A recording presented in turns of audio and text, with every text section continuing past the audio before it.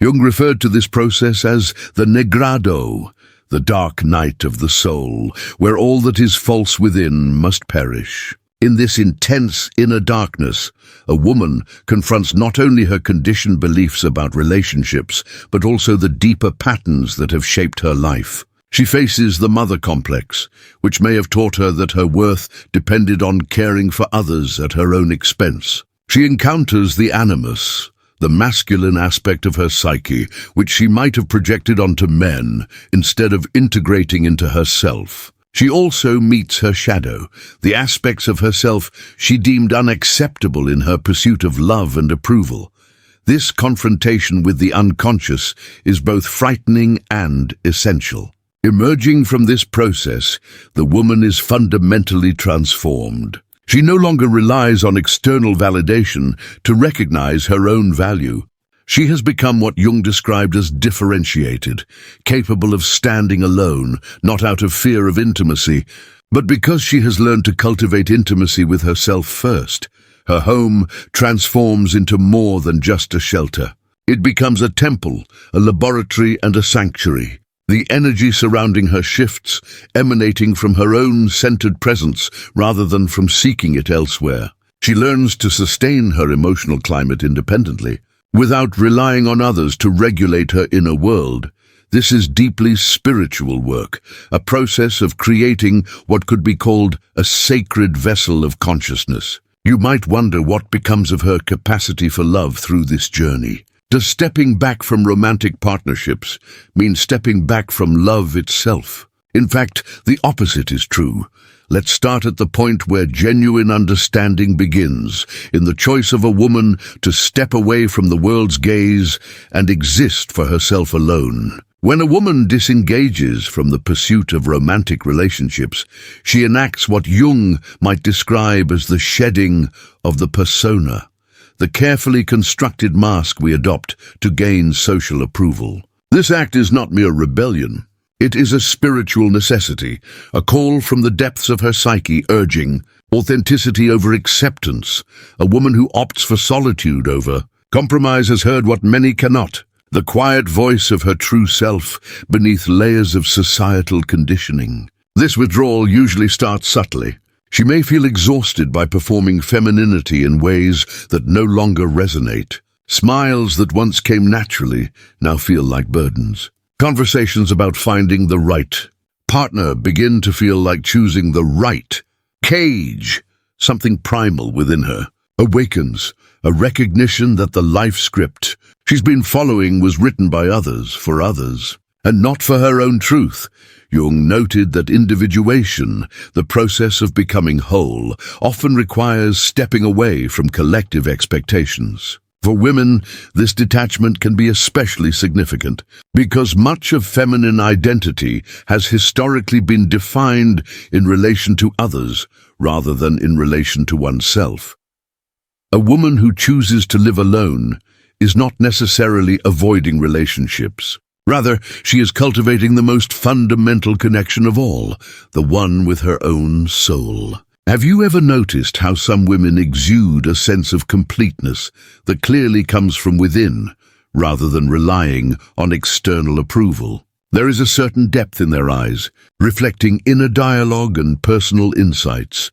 These women have discovered what Jung referred to as the self, an archetype of wholeness that arises when we stop fragmenting ourselves to meet others' expectations. Spiritually, this retreat is not a rejection of love, but a redefinition of it. For them, love is no longer something to pursue. It becomes something they naturally radiate.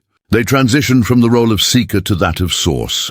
This transformation is gradual. It's a process of inner alchemy that requires letting go of old identities. Jung described this stage as encountering the negrado, the dark night of the soul, where all falsehoods must perish. In this darkness, a woman faces not only societal conditioning around relationships, but also deeper recurring patterns in her life. She may confront the mother complex, which teaches that her worth depends on caring for others at her own expense.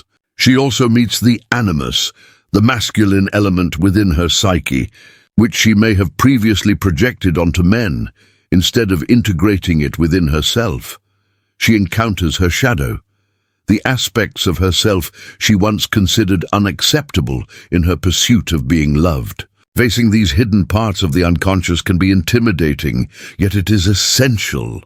The woman who navigates this process emerges transformed. She no longer relies on external validation to recognize her value.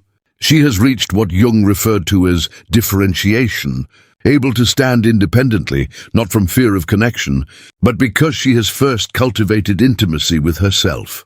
Her home evolves into more than just a place to live. It becomes a sanctuary, a laboratory, and a temple. The energy around her shifts, reflecting a grounded presence rather than a search for it externally. She develops the ability to regulate her own emotional climate, no longer depending on others to stabilize her inner world. This is deeply spiritual work, a formation of what could be called a sacred vessel of consciousness. One may ask, what becomes of her capacity for love? Does stepping back from romantic relationships mean stepping away from love itself? The truth is quite the opposite. A woman who has learned to fully love herself brings a richer, more conscious form of love into every relationship.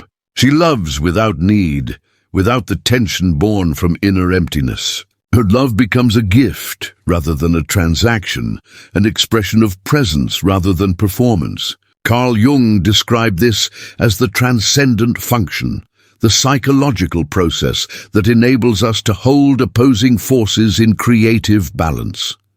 The woman who lives independently exemplifies this role with clarity. She embodies the paradox of being fully self-reliant while remaining receptive to meaningful connection. She is both self-contained and genuinely open, not for ownership or control, but for sincere engagement. This psychological balance carries significant spiritual weight. Across many wisdom traditions, the ability to be alone without experiencing loneliness is regarded as a sign of spiritual maturity. A woman who reaches this state becomes a vessel of feminine wisdom, holding insights that our culture urgently needs but often overlooks. What does she know? She understands that feminine power does not require negotiation or compromise. She recognizes that love is abundant, not a resource to guard, but a boundless force to share. She has discerned the crucial difference between solitude and loneliness. One can be amid crowds, yet feel isolated, or live alone and feel deeply connected. For women, the spiritual journey of living alone frequently begins with what Jung described as the call to individuation, a process of becoming fully oneself. That inner call to become who we genuinely are, rather than who others expect us to be, is a powerful force. For women, answering this call can be particularly challenging, as feminine identity has long been shaped by relational roles: daughter, girlfriend, wife, mother. While these roles hold value, they can also become limiting when they define the entirety of a woman's sense of self. The woman who chooses to respond to this call of solitude embarks on what can be described as the heroine's journey. Unlike traditional quests, her journey is inward. She does not fight external dragons, she embraces and integrates them. She does not seek to rescue others. She rescues herself from the pattern of seeking validation externally. Her reward is not material wealth, but the richness of her own authentic self, liberated from the weight of others' expectations. This journey demands significant courage. Society often offers little support to women who prioritize themselves over relational roles or partnerships. They may face questions, assumptions, and even judgment from those who cannot understand their choice. Over time, however, she learns to trust her inner guidance above external approval. She realizes that the serenity found in her solitude is not a quiet surrender, but a true sense of arrival, the feeling of finally coming home to herself. The woman who lives alone becomes an alchemical vessel, transforming not only her own consciousness, but also influencing the evolution of the collective feminine psyche. Her mere existence challenges societal assumptions about what women need to feel complete and fulfilled. She embodies the idea that true contentment comes from within and that love does not need to be sought externally. It can be fully experienced internally. Her daily routines take on a new significance. Morning coffee becomes a moment of silent reflection.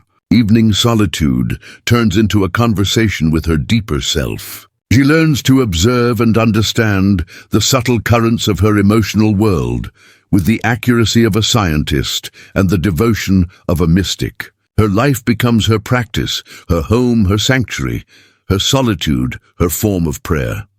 Jung recognized that some individuals act as bridges between the conscious and unconscious mind. The woman who embraces sacred solitude often fulfills this role. She becomes a translator of inner wisdom, someone attuned to the subtle messages of the psyche and confident in their guidance. When she shares her insights, they carry the weight of lived experience rather than borrowed knowledge. From this profound listening, unexpected discoveries often arise. She may uncover creative talents that were previously overshadowed by the distractions and dramas of relationships.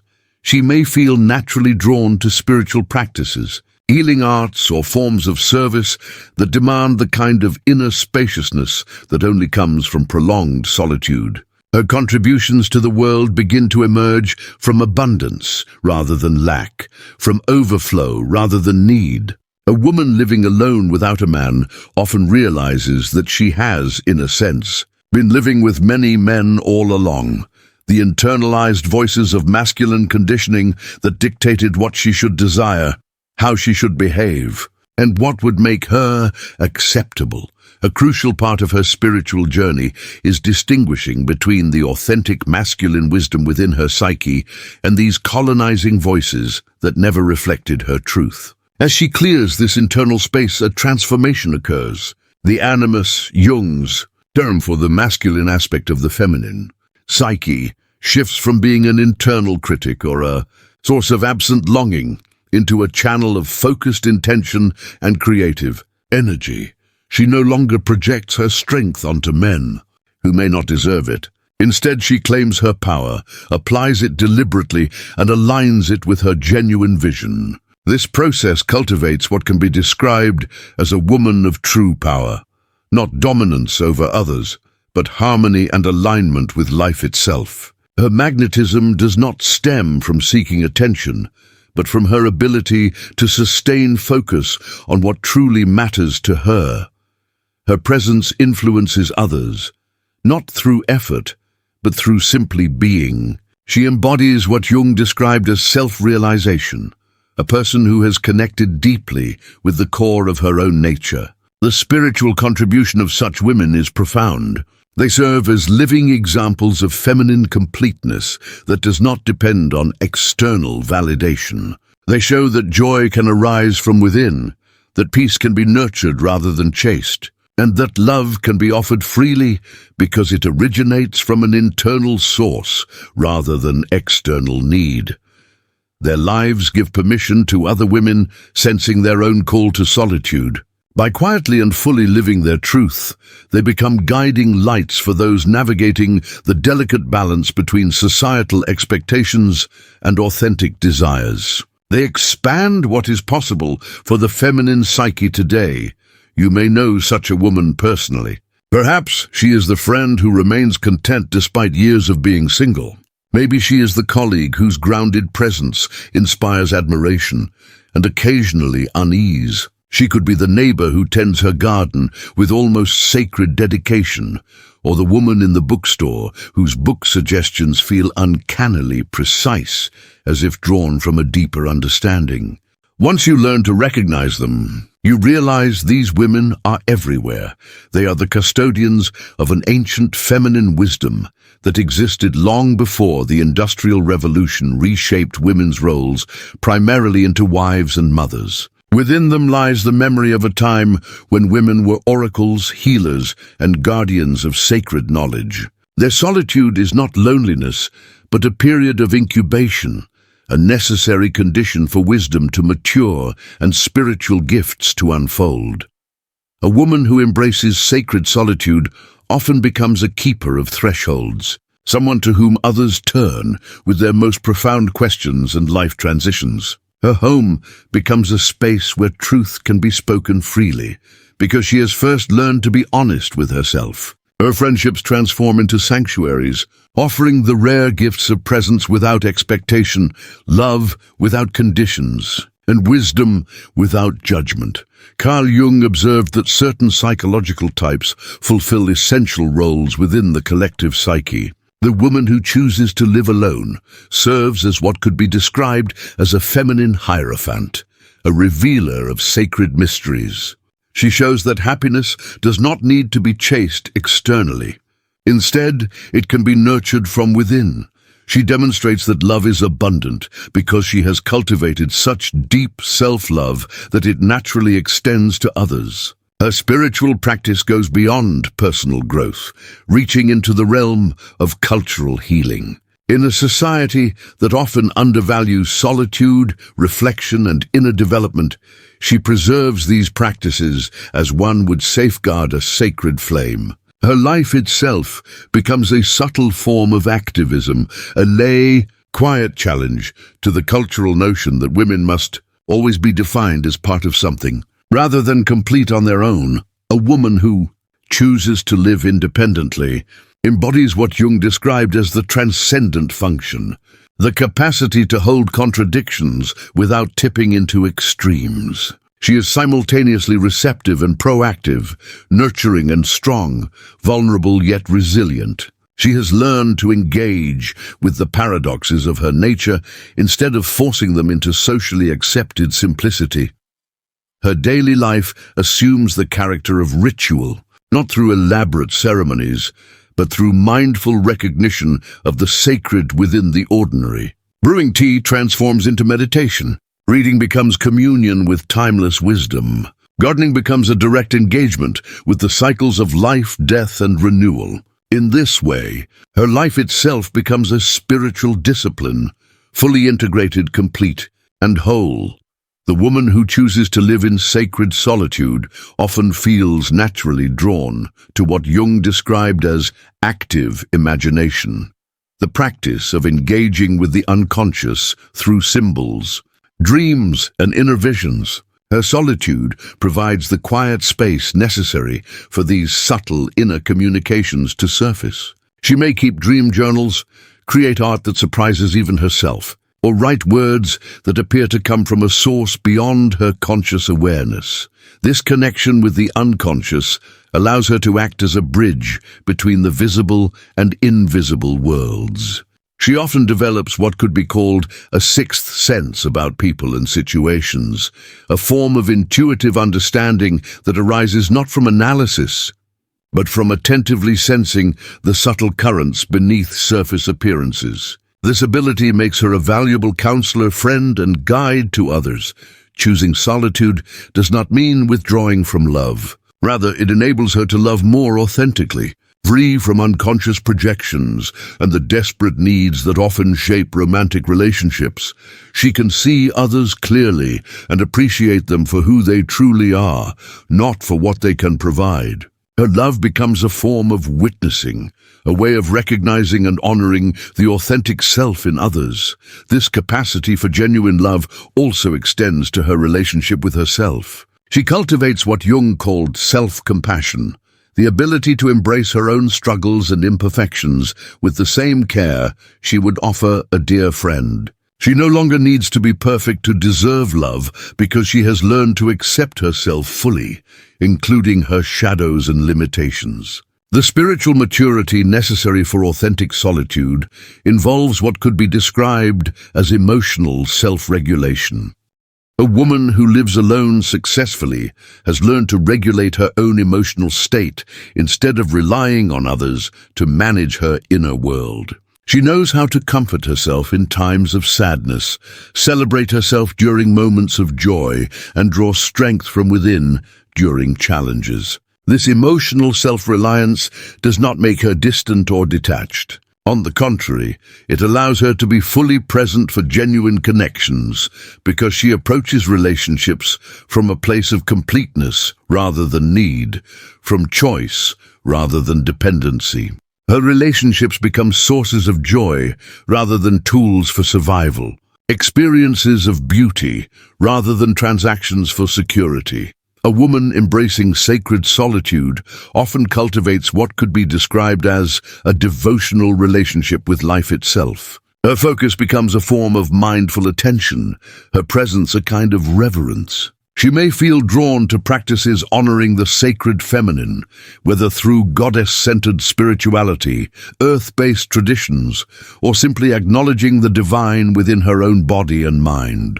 This devotional mindset transforms her surroundings. Her home becomes a sanctuary, her garden a refuge, and her everyday routines a form of spiritual practice. She creates what Jung might refer to as a teos, a sacred space where personal transformation can unfold naturally. Those who enter her space often sense this atmosphere and find themselves more at ease, able to connect with their own authenticity.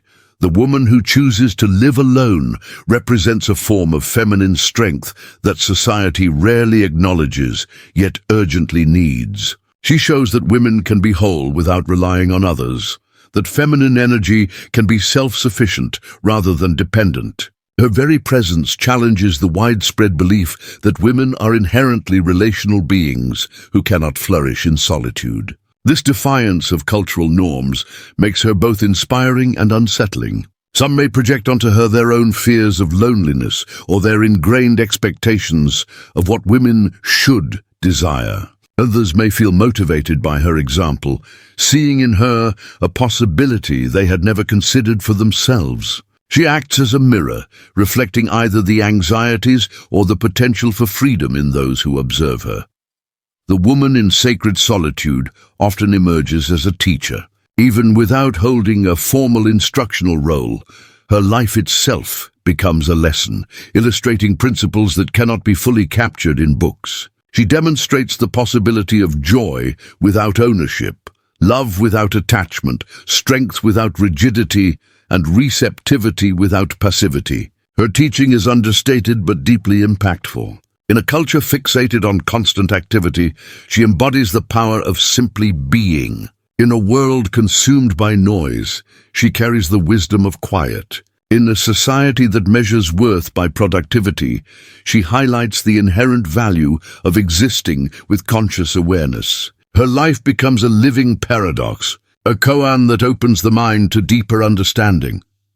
Woman who embraces solitude as a spiritual practice often realizes that she is not truly isolated but has, instead, discovered her place within the larger web of existence. She feels attuned to the rhythms of nature, the cycles of the seasons, and the phases of the moon and tides. Her solitude transforms from separation into active participation in the vast stillness of the cosmos.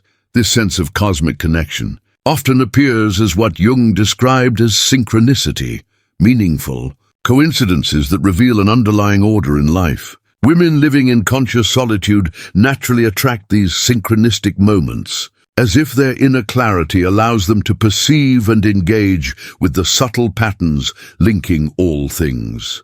Their presence offers a profound gift to the collective feminine. They act as guardians of possibilities, showing through their example that women can be whole without being half of a couple. They preserve the timeless understanding that feminine wisdom thrives in solitude, that the most profound insights often emerge not in dialogue, but in silence, not through relationships, but through deep encounters with oneself. A woman who chooses to live without a partner has not turned away from love. She has discovered its source.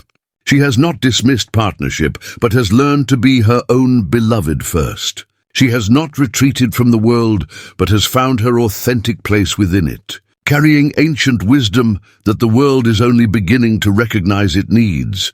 These women are neither broken, bitter, nor fearful. They are pioneers of consciousness, explorers of the inner landscape, committed to a spiritual path that demands courage and offers extraordinary rewards. They are the women who have answered the ancient call to remember who they were before the world defined who they should be, and they have had the boldness to respond. If you see yourself reflected in this message, know that your solitude is meaningful. Your independence is a gift not only to yourself, but to the world. Choosing to live authentically is a quiet form of activism that influences the collective feminine consciousness in ways you may never fully realize. Yet its impact is profound. If you notice such a woman in your life, recognize that you are witnessing something rare. She is someone who has returned to herself, and in doing so, illuminates a path for others. The spiritual significance of women who live independently without a man lies in reclaiming the sacred feminine, their inner authority, personal power, and connection to the divine. It represents the restoration of feminine wholeness in a society that has long defined women by their relationships to others. This marks the rise of a new archetype, the woman who is whole within herself and offers the world the gift of her genuine presence. Take a moment to reflect on the women around you who embody this sacred independence. Observe their energy, their presence, and the way they navigate the world. Share in the comments what this reflection has sparked in you, whether you are a woman seeing yourself in these words or someone striving to understand. And honor women who have chosen this path. Subscribe to continue exploring these deep aspects of the human spirit, where Carl Jung's insight meets the timeless mystery of feminine awakening. Your journey of understanding matters not just for you, but for all of us, learning to recognize the sacred in unexpected places.